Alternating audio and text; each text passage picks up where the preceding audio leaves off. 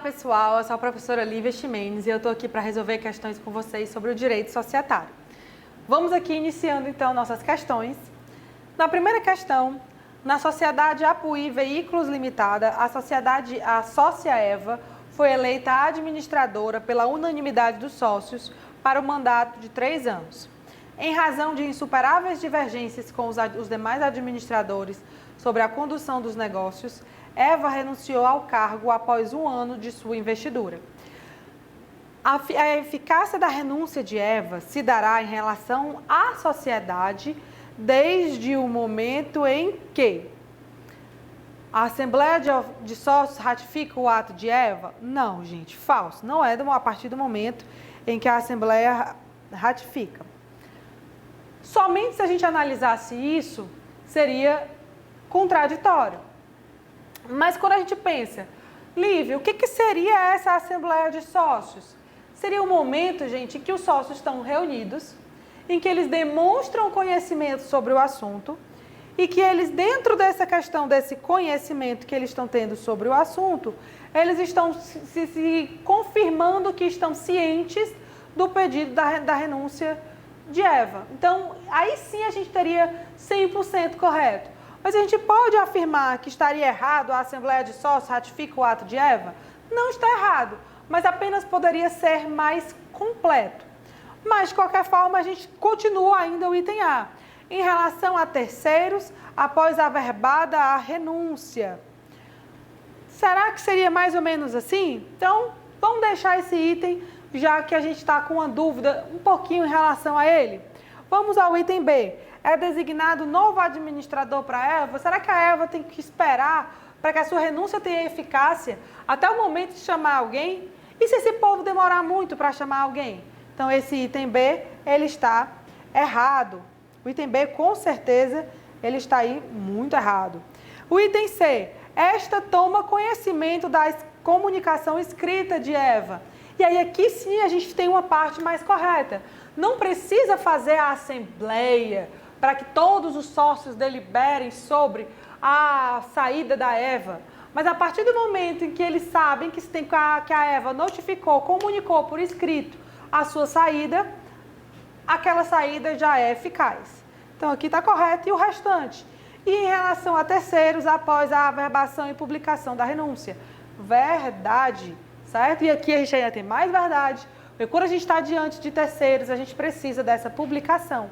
Então, o gabarito correto realmente é o item C. Item D. O termo de renúncia de Eva é lavrado no livro de ata da administração em relação a terceiros após a publicação da renúncia. Falso, gente. Não precisa também de tantas formalidades para que a Eva saia dessa sociedade. Então, vamos lá passando para a segunda questão. A sociedade limitada encontra-se regulada nos artigos 1052 a 1087 do Código Civil. Para que ela possa atingir sua finalidade, necessita de patrimônio, já que sua personalidade é diversa da personalidade dos sócios. Em relação ao capital e ao patrimônio social desse tipo societário, assinale a afirmativa incorreta. A afirmativa incorreta, gente, ela está descrita aqui no item B de bola. Na constituição da sociedade, há a possibilidade de sócio cuja contribuição consista exclusivamente na prestação de serviços. Esse item está falso. Por quê? Porque dentro das sociedades limitadas, necessariamente, todos os sócios deverão entrar com dinheiro, bens ou crédito. Eles até podem trabalhar dentro da sociedade também, beleza. Mas eles necessariamente vão ter que entrar com crédito, ou dinheiro, ou bens, certo? A única sociedade que permite o ingresso de sócio exclusivamente com serviço é a sociedade simples. Mas aqui a gente está diante de uma sociedade limitada. Todos os outros itens estão corretos. Gabarito da segunda questão, item B de bola. Terceira questão. No que se refere à seção de cotas de sociedade empresária limitada, assinale a alternativa correta. O cedente responde solidariamente perante a sociedade e terceiros pelas obrigações que tinham como sócio até 2 anos após averbado o registro competente à modificação do contrato social. Falso. O prazo é de 2 anos, não é 3 anos como está descrito na questão. Item B. Na omissão do contrato, o sócio pode ceder sua cota, total ou parcialmente, a quem seja sócio, independentemente da audiência dos demais. Verdade, gente. Quando é sócio, quando você está transferindo suas cotas a alguém que já é sócio, você não precisa de autorização, você pode simplesmente transferir. C. A cessão de cotas consubstanciada, quase um trava-língua, na respectiva alteração contratual, terá eficácia entre o cedente e o cessionário somente após a sua averbação perante o órgão competente. Falso, gente. Entre o cedente e o cessionário, entre a pessoa que transferiu e a pessoa que recebeu, tem eficácia imediatamente. Na omissão do contrato, o sócio pode ceder a sua cota, total ou parcialmente, para terceiro, estranho ao quadro de sócios, somente se houver a concordância da unanimidade dos demais sócios. Falso. Não pode ter oposição de 1/4 do capital social. Quarta questão. Na cláusula 10ª do contrato social de Populina Comércio de Brinquedos Limitada, ficou estabelecido que a cessão a qualquer título da cota de qualquer dos sócios depende de oferta prévia aos demais sócios, direito de preferência, nas mesmas condições de oferta a não sócio. Caso, após o decurso de 30 dias, não haja interessado, o cedente poderá livremente realizar a cessão da cota a não sócio. Tendo em vista as disposições acerca da cessão de cotas na sociedade limitada, assinale a afirmativa correta. A. A cláusula é integralmente válida, tendo em vista ser lícito aos sócios dispor no contrato sobre as regras a serem observadas na cessão de cotas. E o gabarito correto já está aqui no item A.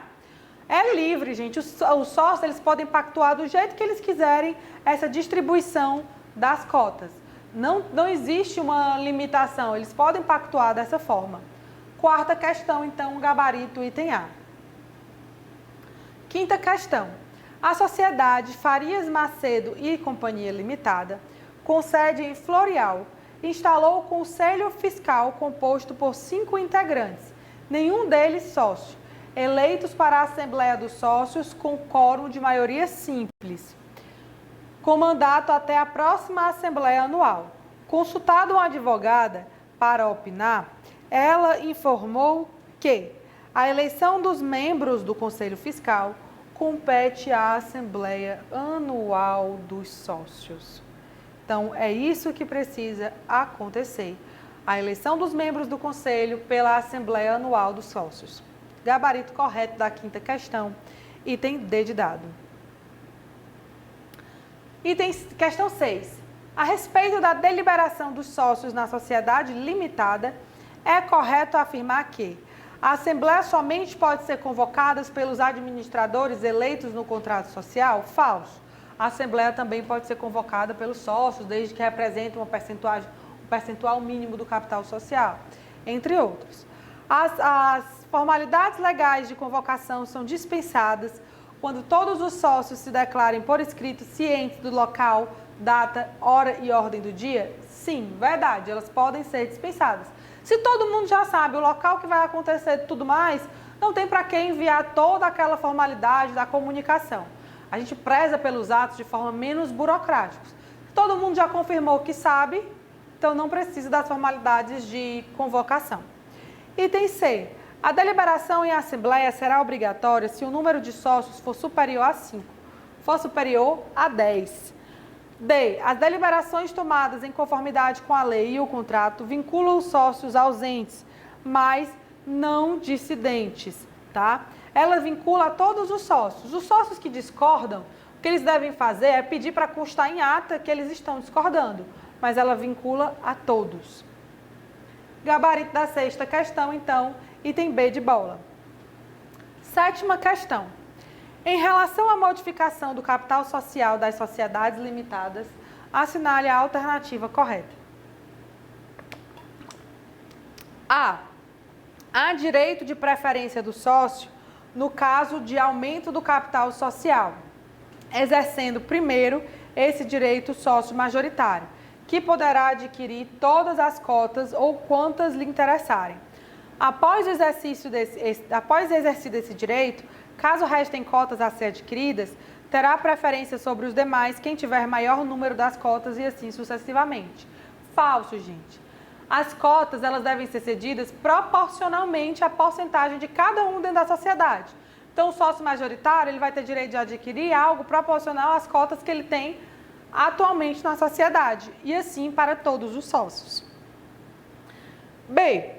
Uma das hipóteses para que haja a diminuição do capital social é que a sociedade tenha tido prejuízos que não serão mais recuperados, devendo, nesse caso, haver diminuição proporcional do valor das cotas, tornando-se efetiva essa diminuição a partir do momento em que for feita a averbação no cartório competente da ata de assembleia que aprovou, e isso está corretíssimo. É o item B de bola, o nosso gabarito. C. A diminuição do capital social é direito da sociedade, não podendo haver a objeção por parte dos credores. Falso. Pode sim ter essa objeção. Item D. Para que haja o aumento do capital social, não há necessidade de os sócios terem integralizado totalmente suas cotas. Falso.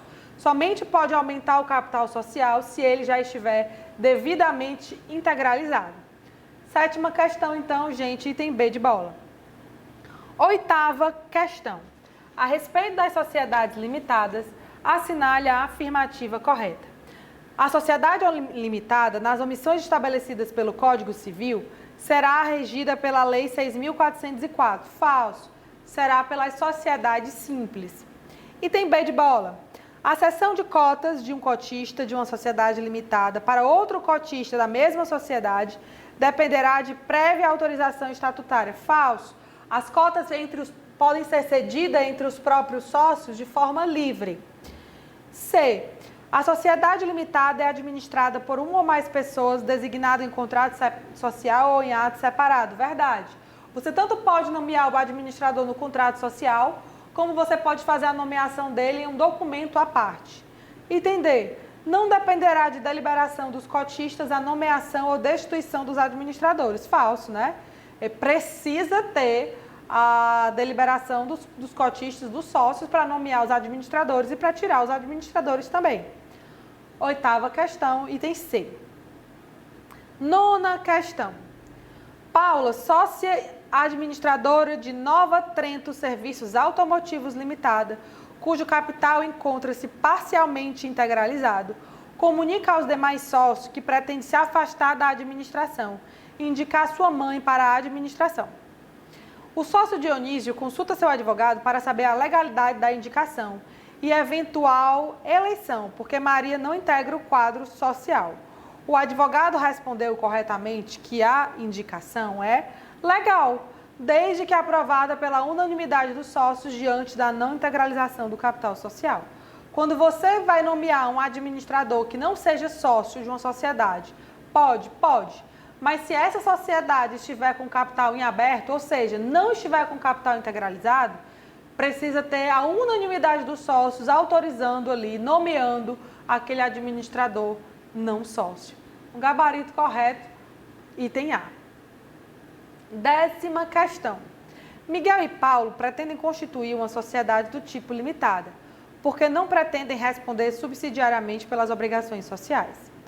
Na consulta a um advogado, previamente à elaboração do contrato, foram informados que, nesse tipo societário, todos respondem solidariamente pela integralização do capital social.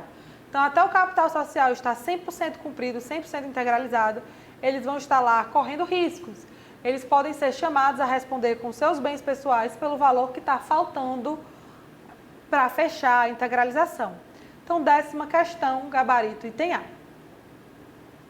Bom, gente, então aqui encerramos as questões de direito societário. Se tiverem alguma dúvida, me procurem no Instagram, Lívia Ximenes _ e tchau, tchau!